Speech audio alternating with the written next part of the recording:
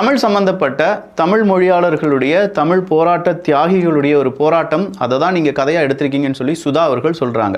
நான் சுதா அவர்கள் என்ன செஞ்சுருக்கணும், இதை தெலுங்கில் ரிலீஸ் பண்ணும்போதும் அங்கேயும் தமிழ் வாழ்க அப்படின்னு சொல்லியிருக்கணும். ஏன்னா நீ தமிழர்களுடைய போராட்டத்தை காண்பிக்கிறாய், உன்னுடைய படம் முழுக்குமே தமிழ் தீ பரவட்டும் அப்படின்னு சொல்லி கொடுத்துருக்கிற, நீ தமிழர்களுக்காக தமிழர்கள் எப்படி பாடுபட்டாங்க அப்படின்னு சொல்லி தமிழர்களுடைய கேரக்டர் உள்ளக்க கொண்டு வந்திருக்க. அண்ணா அவர்களை கொண்டு வந்திருக்க, திடீர்னு பார்த்தா பெரியார் அவர்கள் மாதிரியான ஒரு பிம்பத்தை அங்கே ஏற்படுத்த ட்ரை பண்ணியிருக்கீங்க. அந்த பக்கமாக கலைஞர் அவர்களுடைய அந்த பிம்பத்தை உருவாக்கியிருக்கீங்க. இவங்கெல்லாம் தமிழ் அப்படின்னு தான் சொன்னாங்களே தவிர தெலுங்குன்னு சொல்லலை.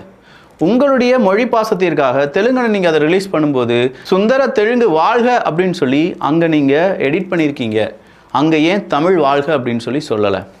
அப்படின்னா இங்கே நீங்கள் என்ன செய்கிறீங்க, நடிக்கிறீங்க. தமிழ் மக்கள் எப்படியாவது இதில் சண்டை போட்டுகிட்டே இருக்கணும். 2026 எலெக்ஷன் அப்படிங்கிறதுல இந்த தமிழ் மற்றும் திராவிடம், இல்லாட்டி தமிழ் வர்சஸ் விஜய், இல்லாட்டி Tamil versus Sivakarthikeyan versus Vijay versus Jananayagan அப்படின்னு சொல்லி இந்த சண்டை நீண்டுக்கிட்டே இருக்கணும். அதில் நாம் அரசியல் உள்ளக்க புகுந்து அரசியல் விளையாட்டை விளையாண்டு ஓட்டுக்களை வாங்கிடணும் அப்படின்னு சொல்லி ஏகப்பட்ட பேர் சித்து விளையாட்டு விளையாண்டுட்டு இருக்காங்க. இது ஒரு மாயாஜால உலகம். இந்த மாயாஜால உலகத்தை நல்லபடியாக புரிஞ்சுக்கிட்டாதான் நம்மளை சுற்றி நடக்கக்கூடிய இந்த ட்ராப்புக்குள்ளே நம்ம விழாமல் பார்த்துக்கொள்ள முடியும். அதான் தயவு செஞ்சு தமிழர்களுடைய வரலாற்றை தமிழர்கள் பார்க்குற மாதிரியே தெலுங்கர்களும் பார்க்கட்டும், தமிழர்கள் வரலாற்றை தமிழர்கள் பார்க்குற மாதிரியே மலையாளிகளும் பார்க்கட்டும். அங்கேயும் தமிழ் வாழ்கன்னு சொல்லி போடுங்க. அதுதான் எங்கள் தமிழ் சமுதாயத்துக்கு நீங்கள் செய்யக்கூடிய நன்றி கடன். உங்களை வாழ வச்சதற்கு, உங்களுடைய படத்தை ஓட வைப்பதற்கு, உங்களை கொண்டாடுவதற்கு நீங்கள் செய்யக்கூடிய நன்றி கடன் தமிழ் வாழ்க அப்படின்னு சொல்லி எல்லா இடங்களிலும் சொல்ல வைப்பது தான். அதை விடுத்து சுந்தர தெலுங்கு வாழ்க அப்படின்னு சொல்லி ஒரு எடிட் பண்ணி வச்சுருக்கீங்க பாருங்கள், அது தவறு.